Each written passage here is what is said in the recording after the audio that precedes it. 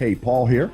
I'd like to thank our premier sponsor for this episode, Cisco Systems, building a bridge to possible in their newest platform to power an inclusive future for all. For more information, go to cisco.com. Welcome to Business Brains and the Bottom Line podcast. My name is Paul Delegro, your host. My guest today is Syya Yasotornrat from Innovation Media. Welcome to the show, Syya. Woohoo! Hello, stranger. I hate when you get excited like that. You know, it just makes me feel like I'm not excitable. So, but Syya, you and I have known each other for a long time. We used to work together, and I remember when we were working together, you had said to me that you want to start a media company and do podcasting. And at the time, I wouldn't say I thought you were crazy, but I was kind of like, what is she doing? Like, she doesn't have any experience. What possessed you to do this? You know, it's funny.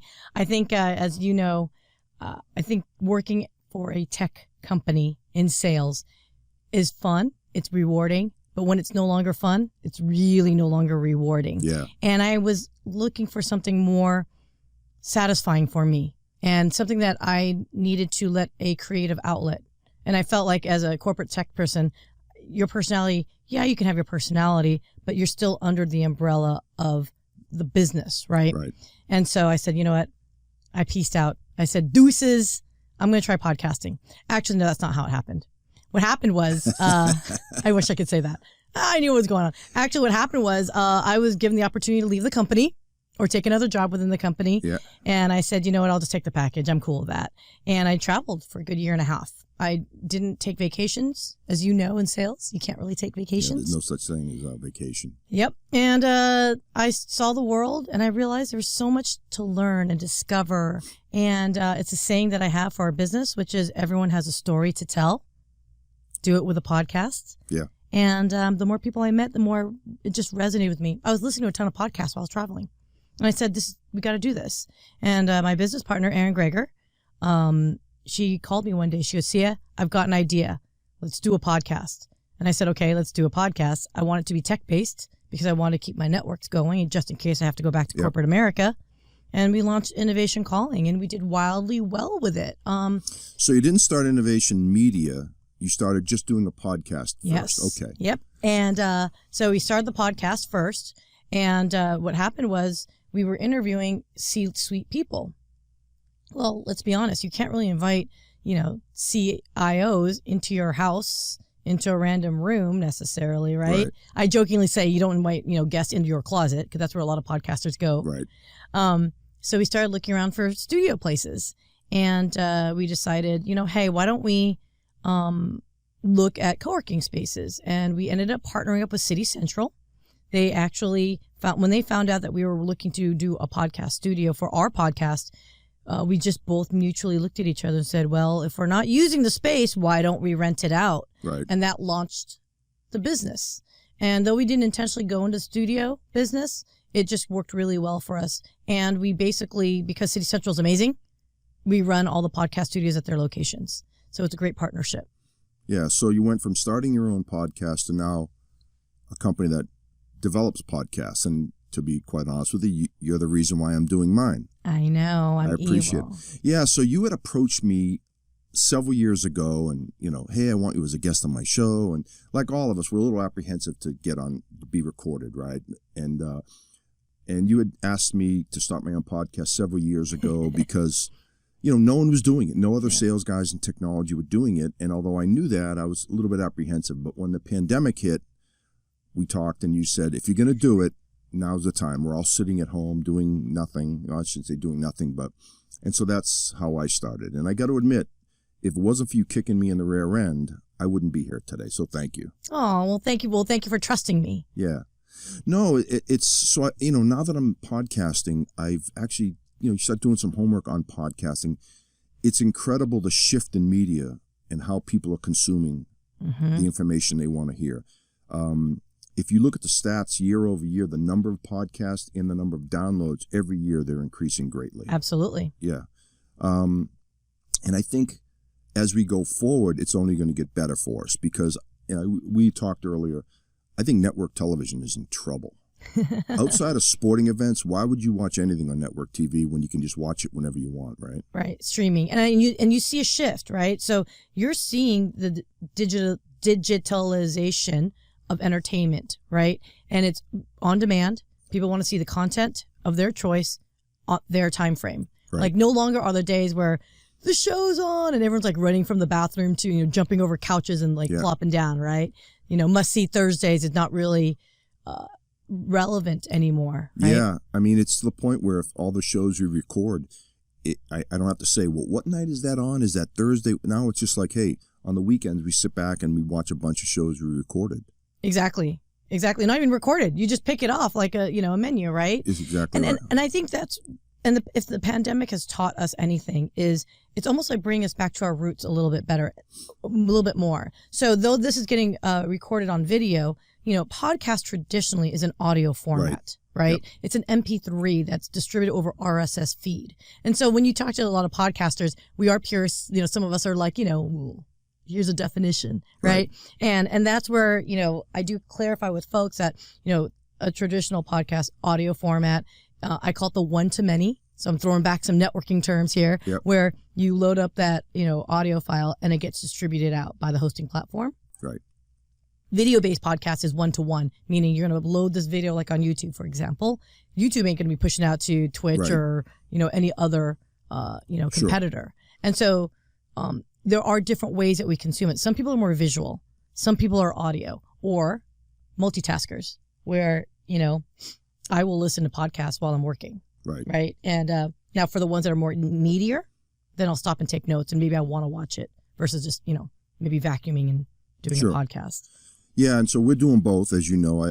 We do have a YouTube channel, but you're right. I mean, the value of the audio portion is you can do it while you're running, you can do it while you're doing housework, you can do it while you're working out. I mean, there's a lot of advantages, and I think the numbers will bear that out, that more people listen than watch. Well, and again, but I was going to say, and I got so excited. I'm so excited to talk to you, Paul, that I'm like all over the place. But I do think we are getting back to our roots where, remember talk radio in the 80s and 70s? And then in the 40s, like when radio was really coming up and it was a primary entertainment, like I loved listening to all those radio programs. Well, guess what's the most popular podcast? True crime. Yeah. Right? And I mean, actually outside of religious, actually it's very popular as well, but you're getting an increase in folks that are talking about, topics like, politics, obviously in this day and age. Yep. You're hearing a huge boom in wellness. Because everyone is, if you're stuck at home, how does one improve their lives? Yeah. Especially with that one episode you did with BB. I so appreciate that you did it because we don't talk about mental health. Mental health, yeah. I think a lot in that one, we go on for an hour about that one. But yeah, a lot of people have anxiety and they're just afraid to ask for help out of fear of their showing weakness, right? That's probably a big one. And exactly. And I think the more recent generations, we're saying millennials and Gen Z. And by the way, guys, Gen Zs are in their 20s now. Just heads up. Millennials are pushing 40. Heads up. That's making me feel old. Right. Yeah. I know. Tell me about it. I'm like, well, hold up. But this is a digitally native group. They're the ones that are embracing the podcast medium far quicker than the rest of us. Yeah, that's a good point. I was looking at some stats this morning, and that generation, the number of downloads and the number of podcasts, much higher than each generation after that, until the smallest group was obviously the senior citizens and the older group, although they still do some, but not as much. It's interesting. Like, I introduced my mom to some podcasts, which is funny. Like I said, I think the older generation, because it harkens back to the radio days, there is attraction. I think the bar of entry is that technology component. So if you can overcome that and show them, hey, just touch this, app and you're good to go. Yeah. It actually does work. Yeah. I mean, think about that generation. They weren't brought up with computers and phones, iPhone. I mean, so for them, it's like, the unknown. So they're not as technically savvy. But you're right. I think the ones that get it. Right. Yeah. So, let me ask you this, Paul, because now you're a veteran podcaster now yourself, I don't know sir. about a veteran, but I definitely have a few under my belt, that's for sure. What was your biggest lesson that you've learned so far from once you started? Well, a few lessons actually. I was a little scared to do it, like anything else in life, right? But after a couple of episodes, I realized, this isn't so bad. And it is a nice way to get your message out there, get your name out there, and stay relevant. And I wish I had done it sooner. It's not as hard as everyone thinks. And I wish I had done it sooner. I really do, because I think it's a way to stay relevant while we're in this pandemic. We're sitting at home. So, the good news is, and it's been fun. That's the other thing. I had some great guests on. I get to work with you. How's that? That's always. I mean, come on. I was waiting for it. I know. I had to throw that one up to you, but it is a nice way to get information out there and to stay relevant. Because in this day and age, as a salesperson, cold calling, prospecting is really hard, right? I mean, when you send emails and phone calls to people, most of the time they don't answer. So I'm using this as kind of a vehicle to get my name out there too and have a little fun with it. So, and that was what attracted me to work with you on this project, because we were talking about this, right? Yep. When you cannot physically be in the room with your prospect or client, nowadays no one's really allowed to really touch each other right now, right? Like, so how do you get that human connection? How do you build trust? Right? How do you build credibility? How do you show your personality over Zoom, for example, right? And I'm not knocking Zoom, because we still have to use that medium to record for those that are remote.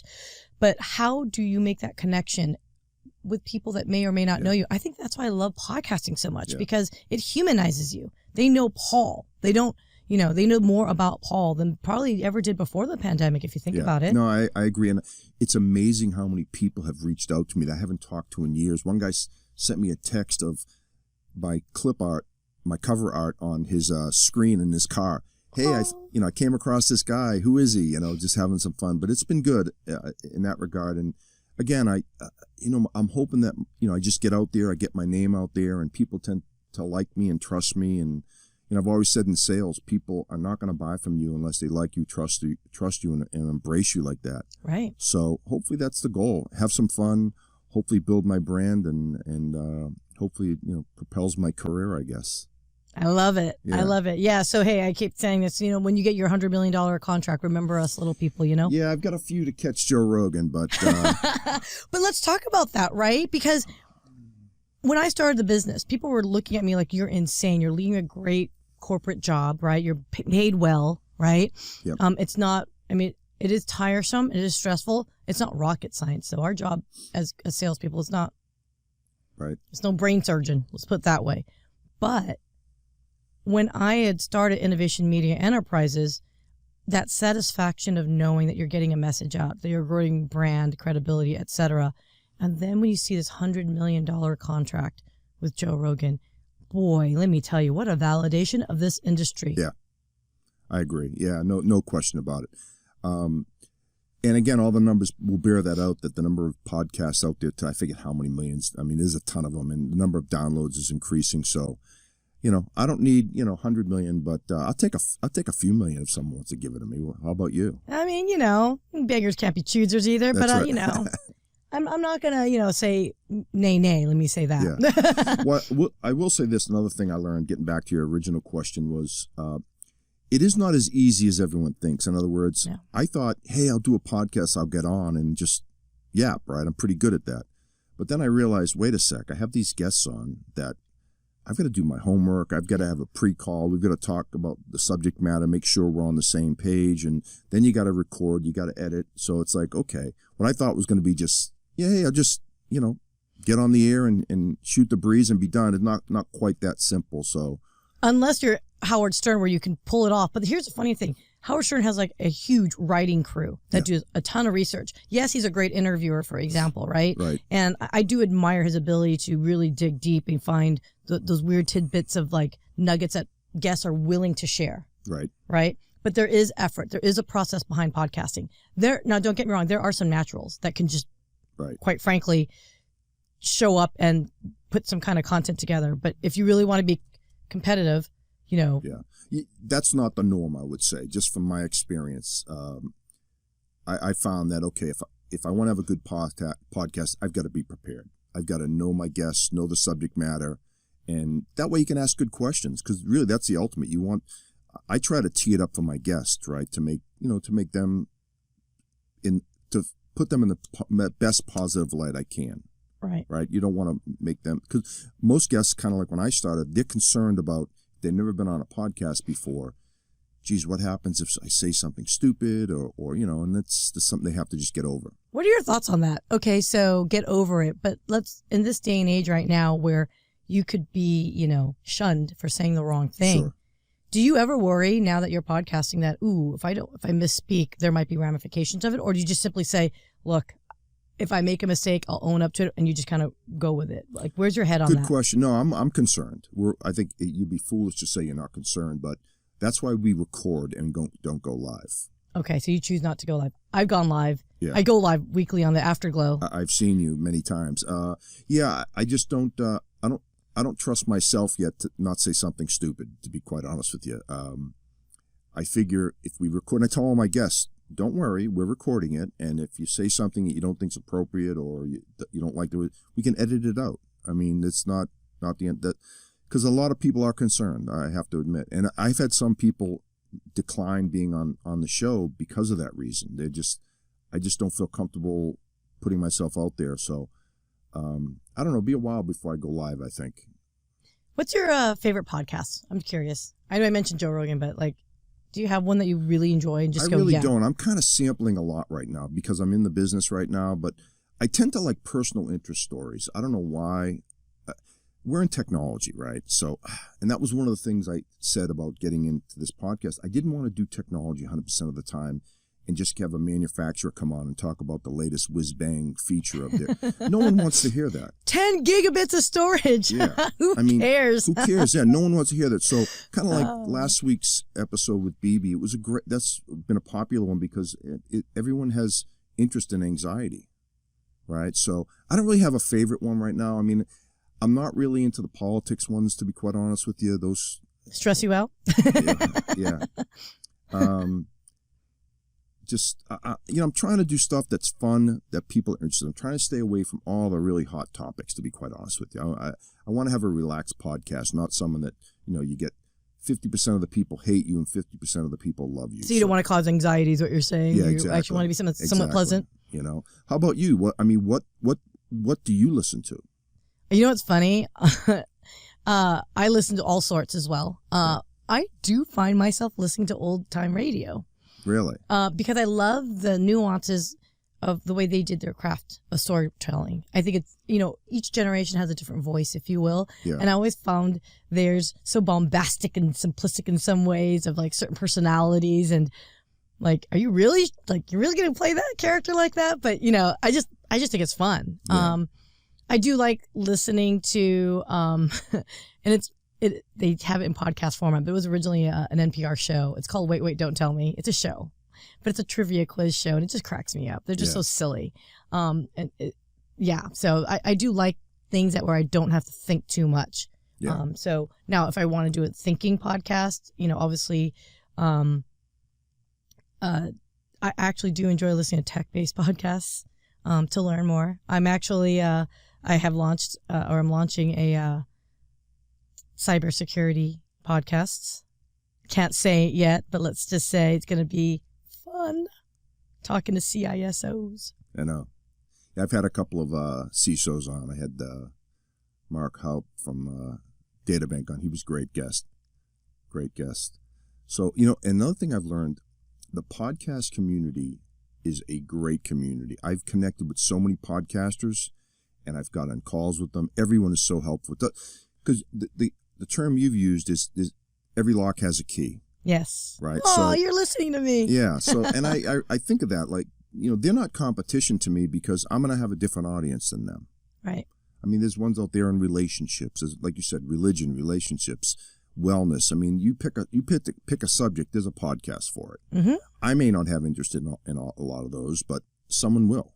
Absolutely. And that's the beauty of podcasting is, every lock has a key.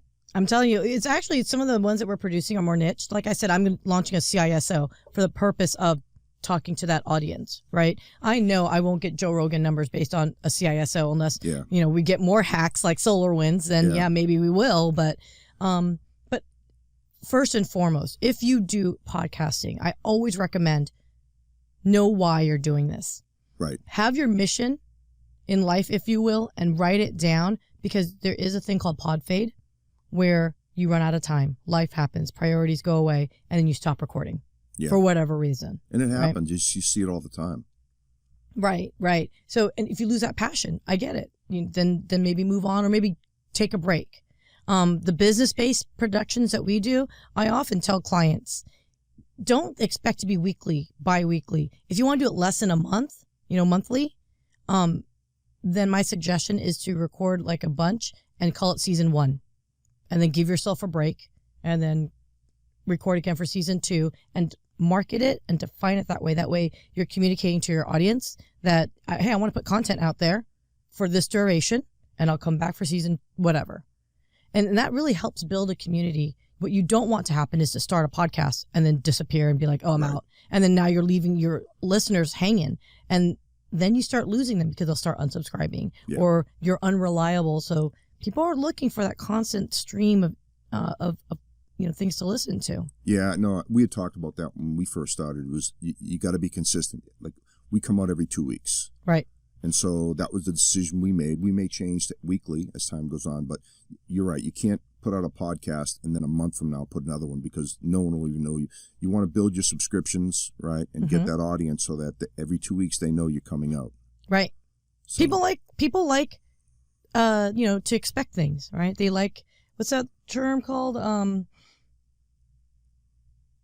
We like, I don't want to say discipline. It's not discipline because I know a lot of us aren't disciplined. Consistency, I guess, is the word. It's the word consistency. Yeah, so, we're going to continue with the every 2 weeks for the short term anyway and see how it goes. I mean, I think we're all worried about, are you going to run out of guests? I remember when I first started, I worried about that. Now I'm not worried about that because there's a million people out there you can have on. Absolutely. And you just said to me, like, what has happened since you launched your podcast?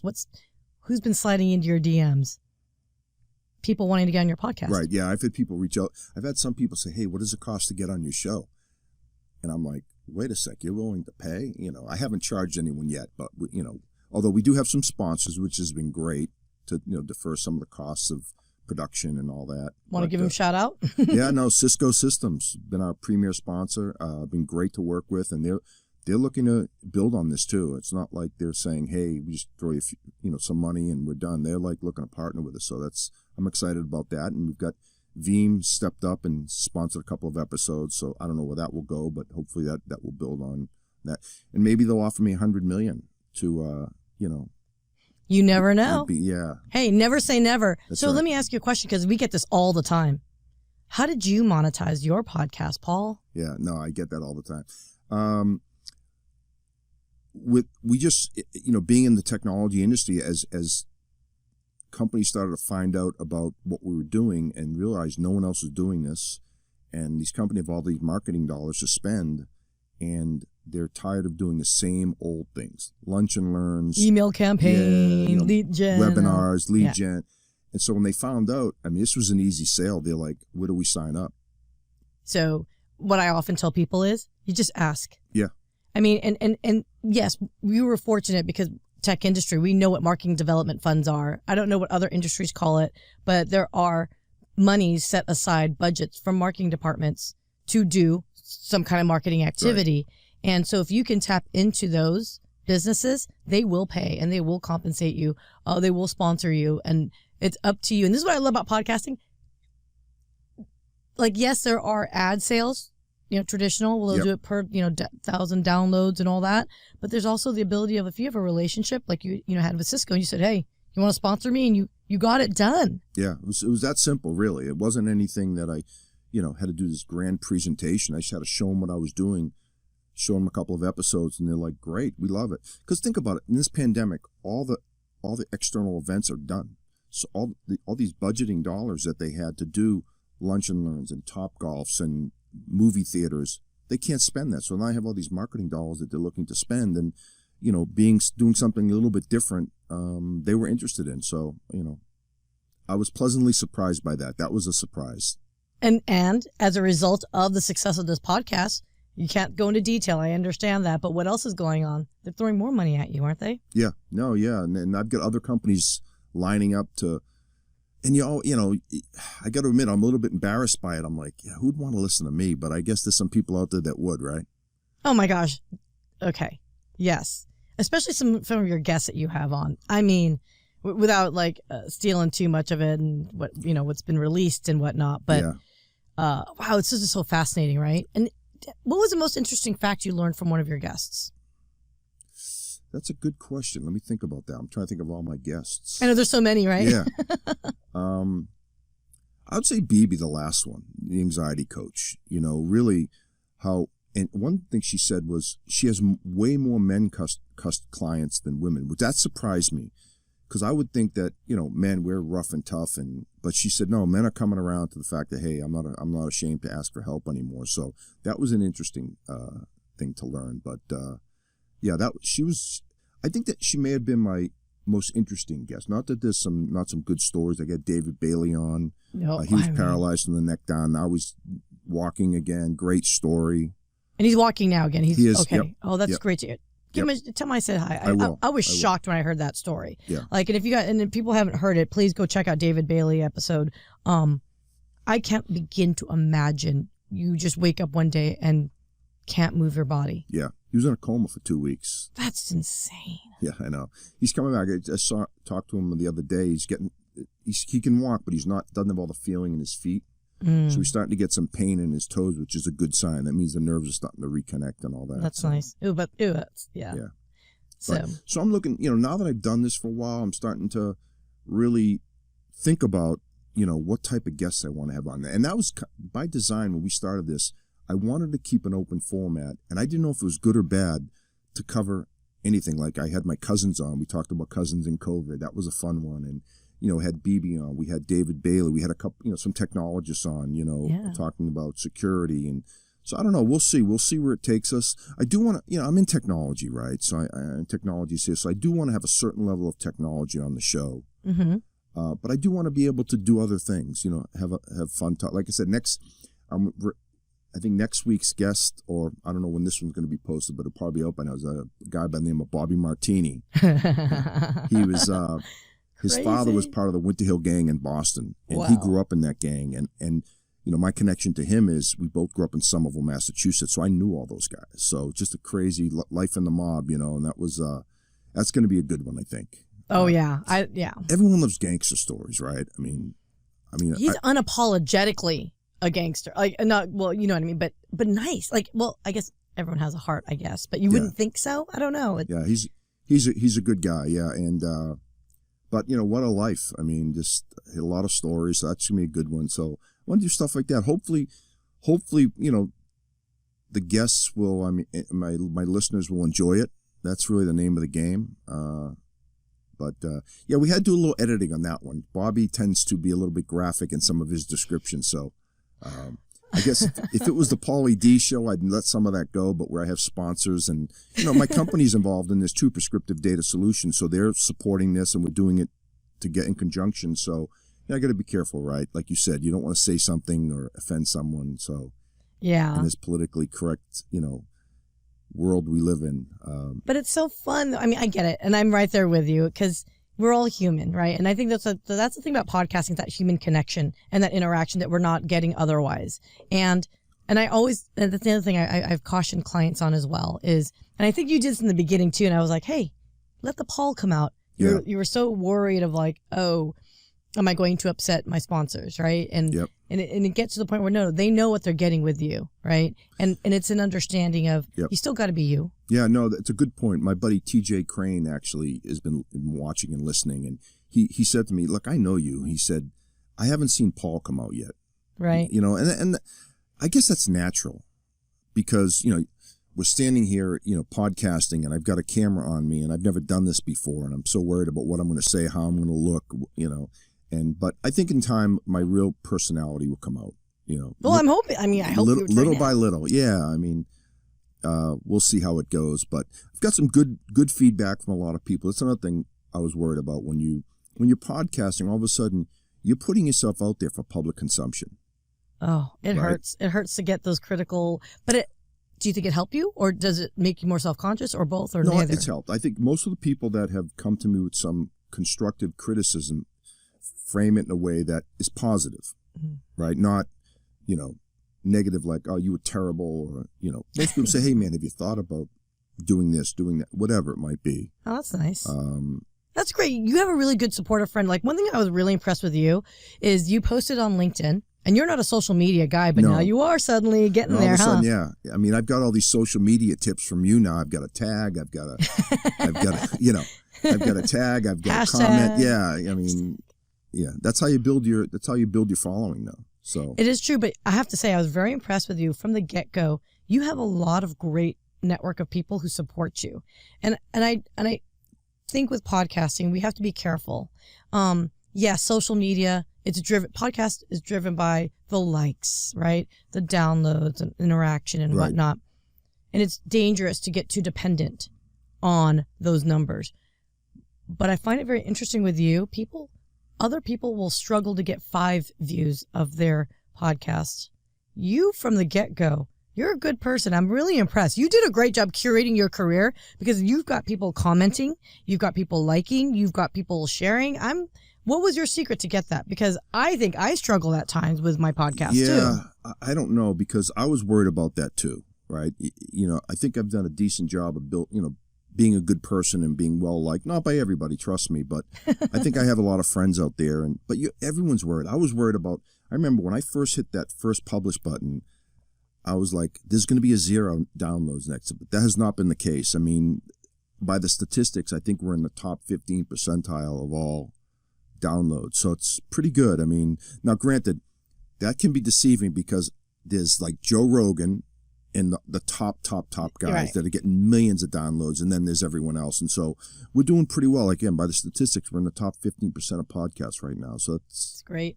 Have you gotten this? There's a, what the name's eluding right now, but I was laughing once. We were number 6 technology podcast in Ireland for a week or two. We're like, woo, woo. wow. So it's funny that you say that. You know where your downloads are coming from. Mm-hmm. I mean, I've got some in Asia, Australia, Europe. I have some relatives in Europe, so I figured that's probably where those are coming from. I have a nephew living in Germany, most of the United States, South America. I'm shocked at where these things are coming from. So that's been fun. And I got to admit, the other fun part of it is, how do I say this? Yeah, it's kind of fun being a little bit of a celebrity. That makes sense. I mean, I know I'm probably exaggerating it, but I'm getting people reaching out to me out of nowhere. Mm. I had one guy call me, ping me on LinkedIn. He goes, "Hey man, I'm a new salesman. I'd like to, pick your brain a little bit. Do you mind if we have a conversation?" I said, "Sure." So he called me, and he's a young kid out of college. He asking for some advice, and Love it. so it was great. Yeah. So that's been the fun part of it. The amount of people that I've met that I would have, like, I'll give you a friend, BB. Right. I would have never met her. I saw her on LinkedIn, and I was like, well, what a fascinating story she has. And then I started listening to some videos, and I just pinged her on LinkedIn. I would have never met her Otherwise, right? otherwise. Or even had the chutzpah to reach out, right? Or what's the value add of Yeah. reaching out to someone? What can you have to offer? And there you go. Yeah. And that's what I love about podcasting, you guys, is I just crack up because when I was at our former tech company, I could not get a meeting with a C-level individual forever, right? They're like, oh, HP, go talk to someone else or talk to the IT director or whatever, right?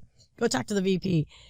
And then now that I'm a podcaster, they're like, oh, you want to interview me? Oh, yeah, here's my time. Have you noticed that yet, where people suddenly open up their calendar for you? Yep. So that's the next phase for me, I think, is to go get some higher profile CEOs type CIOs, higher level folks that it's hard for us to get to as salespeople because they push you down to the people under them. Well, because you're trying to sell something. But now that I've got on this day as it's being recorded now, we have 10 podcasts out there. So I'm a viable podcaster now, and I've got 3 or 4 or 5 more recorded, and we've got a bunch more scheduled. So that'll be the next step, to get some.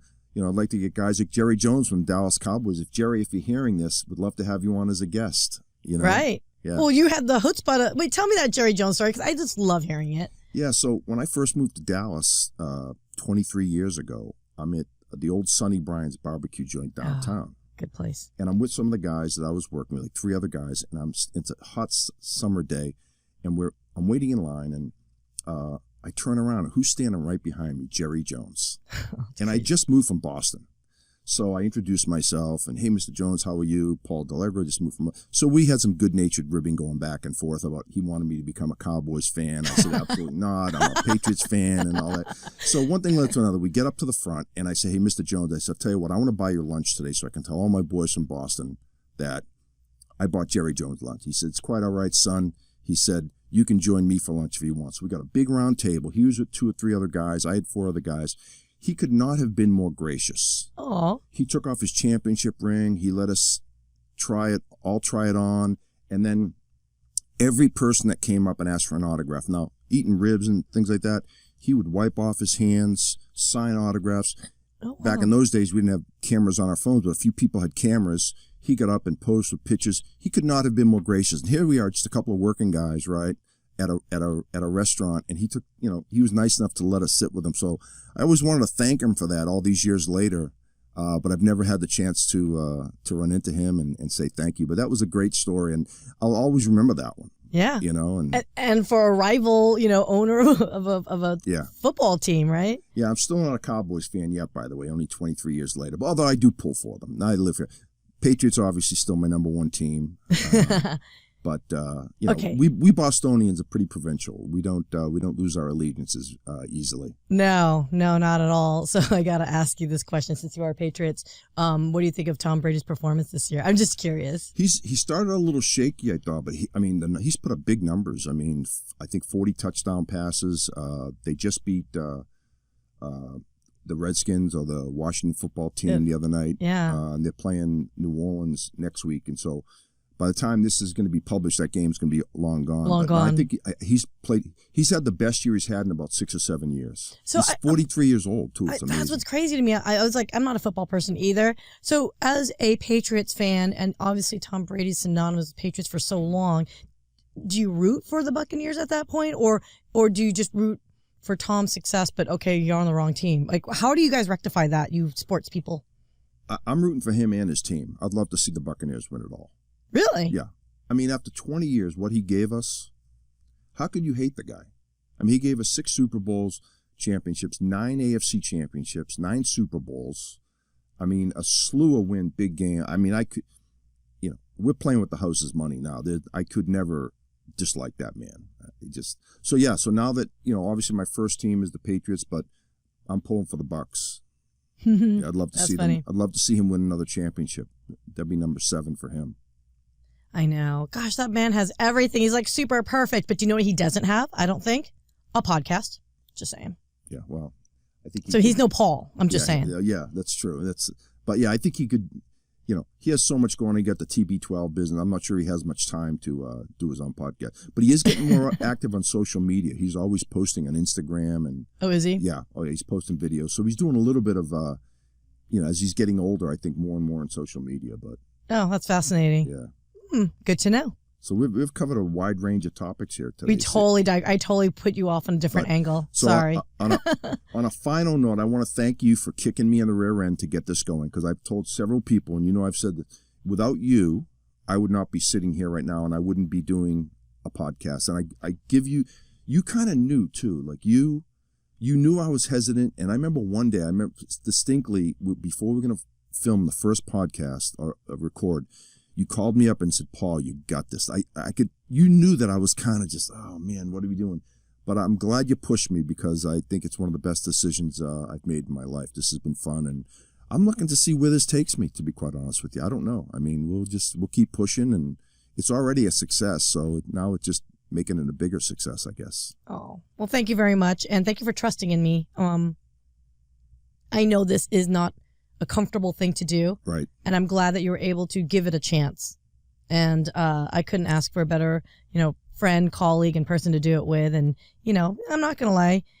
You've been really gracious in letting me push you along in directions where I feel like you could do more. And you've been so good about saying, okay, let's try it. Yeah. And if you don't like it, do something else. And so that's kudos to you, sir. Yeah, no, I did trust you. At the beginning with the podcasting thing, I was like, God, is she crazy? But, you were right.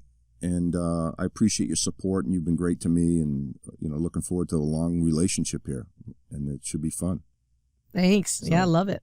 So if someone wanted to start a podcast, how would they get in touch with you? Well, you can definitely find me on LinkedIn. I am pervasively on there.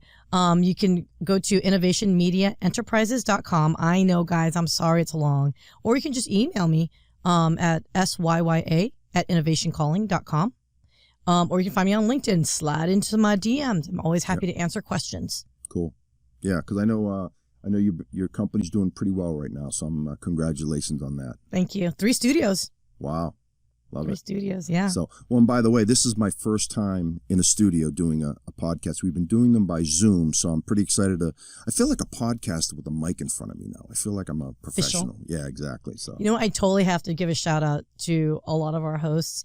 Aaron and I, at Innovation Media Enterprise, we did partner up with Map Esports, and we've launched the Esports Futurite Podcast Network. So if anyone is interested in esports, we are looking for talent, and we're also looking for guests to be on the network. So that's another big shout out for those on esports, which is another fast growing demographic. Yeah.